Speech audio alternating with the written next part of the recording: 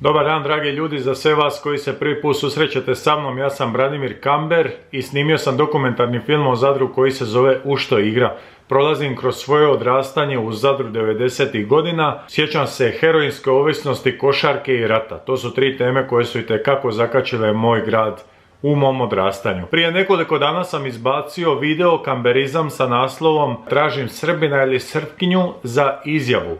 Ljude koji se sjećaju tih kraja 80-ih, početak 90-ih i da vidim njihovo mišljenje i viđenje Zadra kroz te godine. Zašto sam došao na tu ideju? Zato što sam saznao, istraživajući, snimajući dokumentarni film, da se između 10 do 15% ljudi smatralo i deklariralo kao Srbi, tako da sam htio čuti izjavu druge strane. Moja ideja je bila popričati sa tri vrste ljudi, a to su civili, neko ko je bio u vojsci i povjesničar na kraju, da mi to malo, da mi objasni širu sliku i da mi to sve ukomponira u jednu cjelinu. Javilo mi se više ljudi, ali većinom su, zapravo ne većinom, nego svi su mi se javili civili sa svojim pričama. Napravio sam 2 intervjua i vidjet ćete jedan od njih uskoro. Što se tiče, čovjek se zove Saša, ja mu neću reći prezime, neću reći odakle, ako on osjeti potrebu se javiti nakon ovoga filma, on će se javiti dole u komentarima i moćete saznat ko i što je on, to ovisi o njemu. Mrzim kada novinari vade iz konteksta, mrzim kada se režira nešto, tako da sam obećao, i to sada i radim, stavit ću cijelu izjavu gospodina Saše i njegovu misao o životu.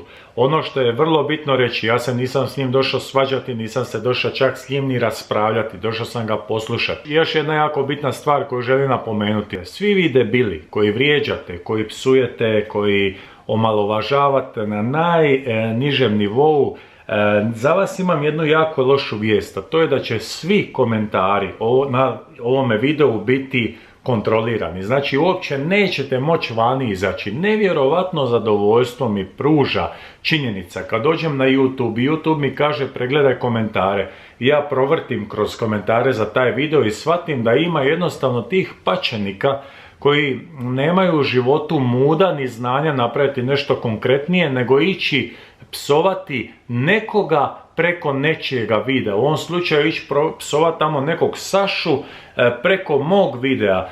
Njima želim poručiti da uopće ne gube ni sekunde svog bijednog vremena. Ti bi sebe nazvao Srbin iz Zadra? Vidi Brane, ja bi sebe nazvao, može se reći Srbin iz Zadra, ali znaš kako, razmišljao sam ja malo o tome, ali ja volim reći da sam ja Zadranin. Znaš zašto? Zato što mislim da više nismo u 91. a ja sam se rodio 70. i ispalo je da sam Srbina, mogao sam biti Italijan, Albanac, Hrvat, jel nije tako? Malo mi je više to predugo Srbin iz Zadra, ali ajde, možemo. Znači ti si rođen u Zadru? Rođen u Zadru 70. u gradskoj bolnici, odrasta na bulevaru, škola, odnosno prvi 7 godina voštanica, onda bulevar, Arbanasi osnovna škola i poslije dalje. Pravoslavci Srbi, jel? Pravoslavci Srbi oboje, da. Da, on je... Vjerojatno ste došli za poslom, jel? Mater je inače iz Srbije, nju je igrom slučaja je došla da studira taj filozofski fakultet u Zadru, tu je upoznala starog, stari je bio tad u policiji, to je to. Stari mi je inače iz Benkovca. Znači, 91. 21 godinu, tako da si poprilično shvaćao što se događa. Da. Da li bi mogao reći da su Srbi bili na ključnim organizacijskim mjestima u Zadru? U to vrijeme, Brane, ja nisam znao za to. To se moglo reći kasnije godinama koje su slijedile, pa shodno toj temi koja je bila, odnosi Srbi-Hrvata, ja sam to kasnije saznao da je to zaista bilo tako. Otprilike, šta znam, možda i taj Zadar bio dosta vojni grad, dosta je bilo kasarni, ne znam, i ta policija, eto, svi znamo da je bilo dosta Srba, pa se eto može reći da je možda je bilo tako, ja ne znam, lično. Još ćemo se malo zadržati tog jedinstva, naveo si mi jednu natuknicu u pripremi razgovora. U školi nisi učio vjeronauk, da se to dosta razlikovalo, da si po tome znao ko je Hrvat Srbin, iako se to nije otvoreno govorilo. Nije bilo poželjno, ali da su odlazili Hrvati na vjeronauk. Ovako, meni je tad, a ja vjerujem i drugima, mi smo bili ipak mali, osnovna škola, nismo mi mnogo šta znali, a i te ljude, te katoličke, ti momci koji su sa mnom išli u razred, koji su bili katoličke vjeroispovesti, nisu ni oni znali, šta su oni znali, njima je čača i mater rekla moraš na misu ići nedjeljom ili moraš ići kod popa da učiš ovo ili ono. Ja mislim da ni oni nisu znali te odnose baš čiste, ali znali su da ja ne idem na taj vjeronauk i da sa mnom nešto nije u redu, znaš.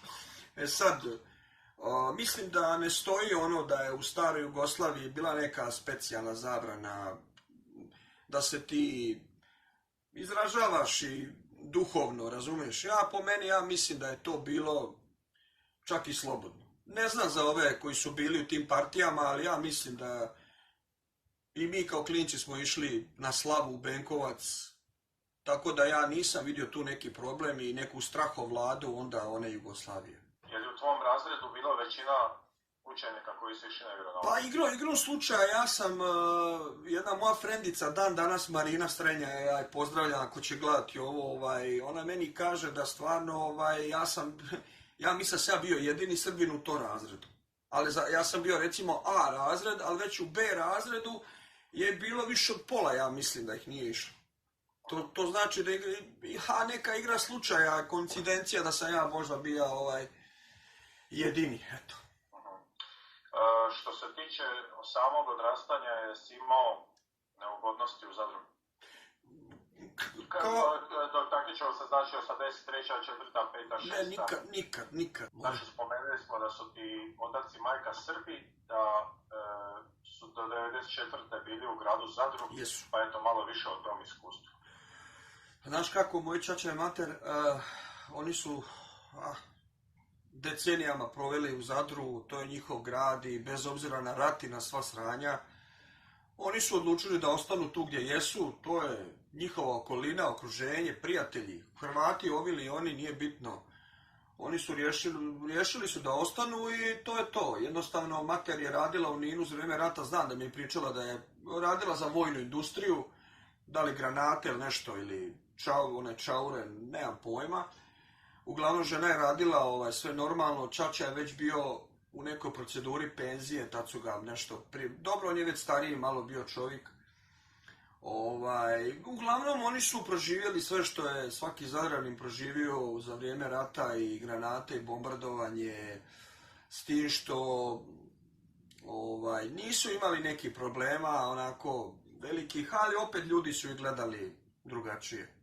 Brane, znaš kako, ja sam proveo u Zadru, to je bio 12. mjesec 90. do kraj 5. mjeseca 91. Ili sad mi sta mozak, jesam dobro rekao? Jesam.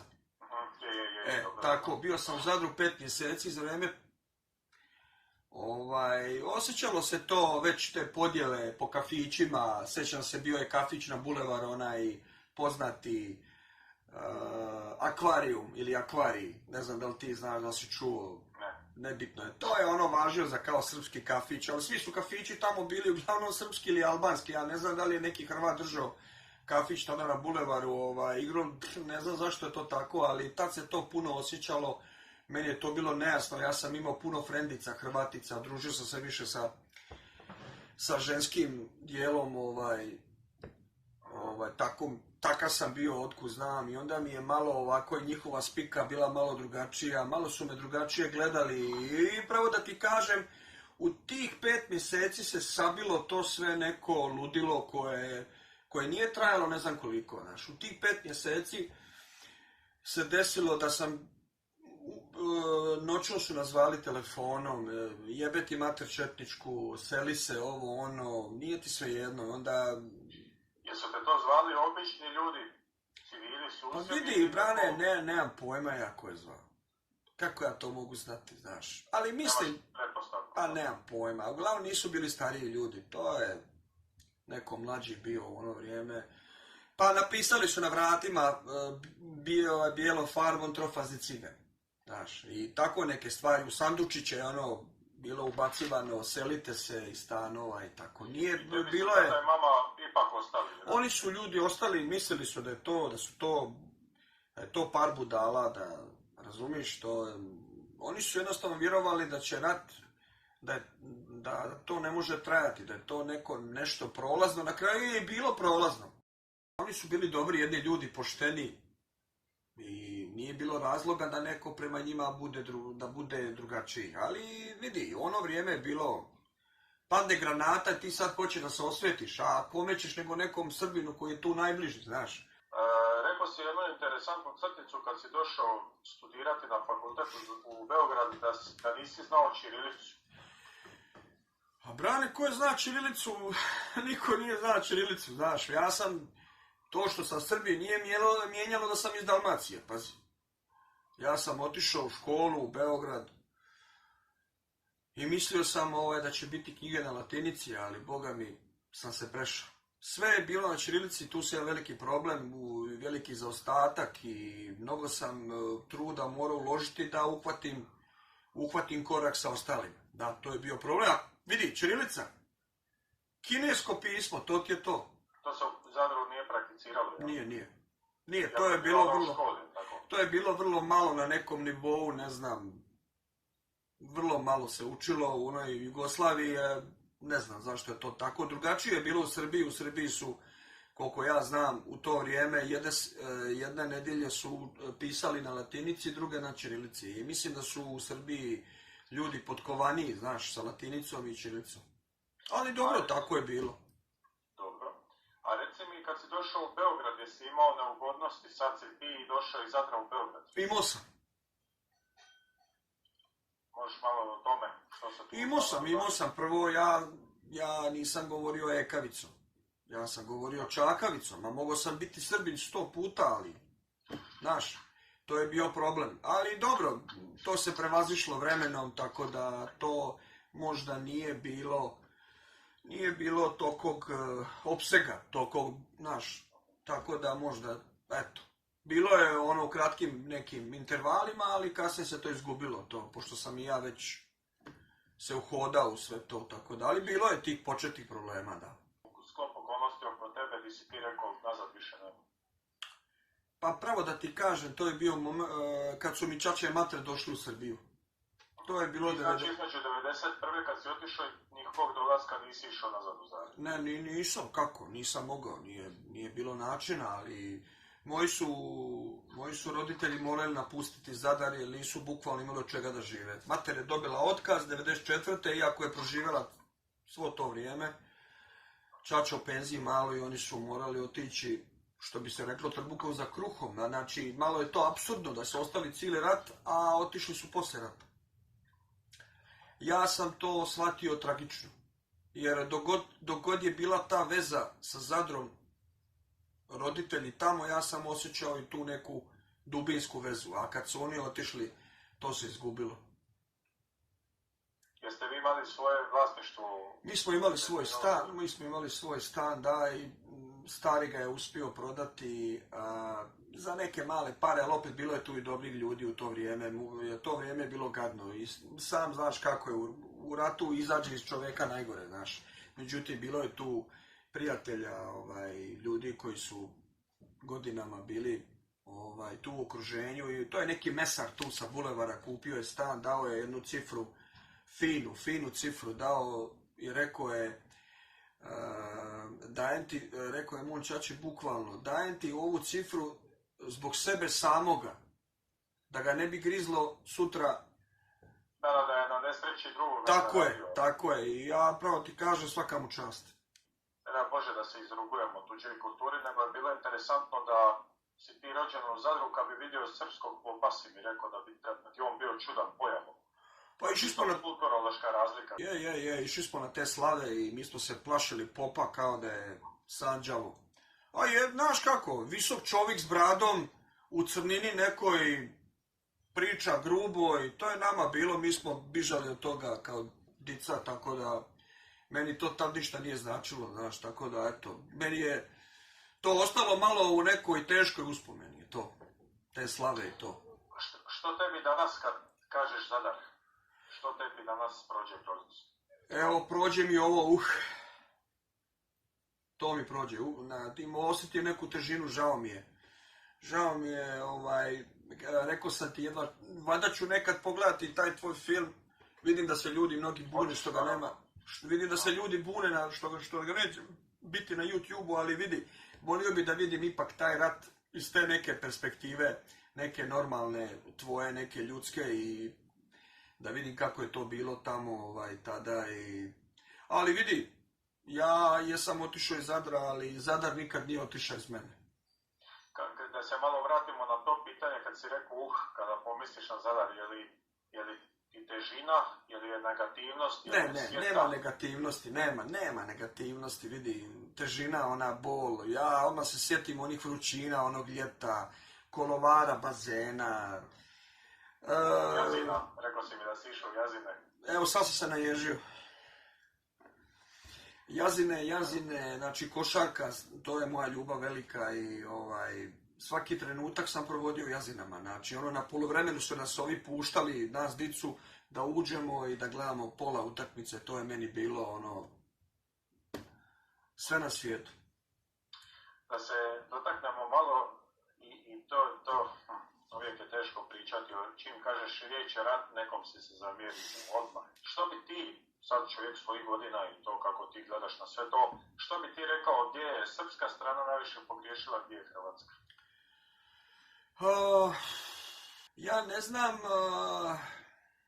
ne znam da li je neko pustio nekog zlog duha iz boce s jedne i druge strane. Imam tako utisak, kao da se to desilo odjednom. Svi kažu da je to bilo kao postepeno, meni to tako nije izgledalo. Imam utisak kao da je neko odjednom otvorio kutiju u kojoj je bio rat. Meni to tako izgledalo. E sad, ono što svi mi ovdje u Srbiji kažemo, hrvatska povijest uči da je to bio domoljubni rat. Domovinski, tako da. Domovinski, tako je, da. To je neki ovako po meni lijep izraz, iskreno, neko se to ne sviđa, ne, meni je to, i to je sa te strane, možda i pravi izraz, jer na kraju krajeva svi ti Hrvati nisu išli u Sloveniju, u Srbiju, u Italiju, nego su bili tu gdje su bili, ali vidi, malo me boli kad kažu napali su nas četnici, znaš, jer imao sam drugara da mi je neko bacio bombu na kuću tu u Smiljevcu 90. A on nije bio nikakav četnik, on je bio momak od 20 godina, razumeš, Srbin i tako dalje. Mislim da je tu neki strani faktor, nekad kažem strani na zapad, neka je tu sila uticala i na jednu i na drugu stranu, da otvori najgore u Hrvatima i u Srbima. E sad to, da li je JNA, da li je onaj došao Petar Petrović iz Niša da se bori u Zadar, ili sam to bio ja koji sam živio tu, ne znam šta ti kažem, Brane. Postavio se pitanje koje je veoma teško. Ko je tu zakuo, ko je kriv, pitao si me koja je strana gdje je najviše pogriješila, ali uglavnom mislim da je bilo malo pametnih glava tada. Evo, ja ću ovom prilikom izgovoriti jedno ime, bio je tada moj susjed u glavi HDZ-a u Zadru, znači u glavi. Kad kažem u glavi, bio je jedan od viđenijih, to je bio susjed. Da, Mate Biloglav, pokojni Mate Biloglav, jedan fenomenalan intelektualac, prvi susjed koji je mojim roditeljima rekao: ne sprema se ništa dobro, vi ste dobri ljudi, ali on im je savjetovao da idu. Da, Realist. Ali to je jedna pametna glava bila, ali sad zamisli koliko ima onih negativnih i tako dalje. Sad. A ako se smijemo još samo mrvicu dotaknuti, kako srpska strana definira taj rat? Kako je on nazvan?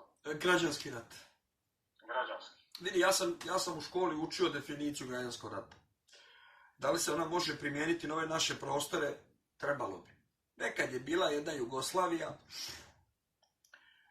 određen narod je htio svoju samostalnost, to se desilo u ratu, što bi rekao onaj vojnik, neko hoće da se odcijepi, a mi kao ne damo.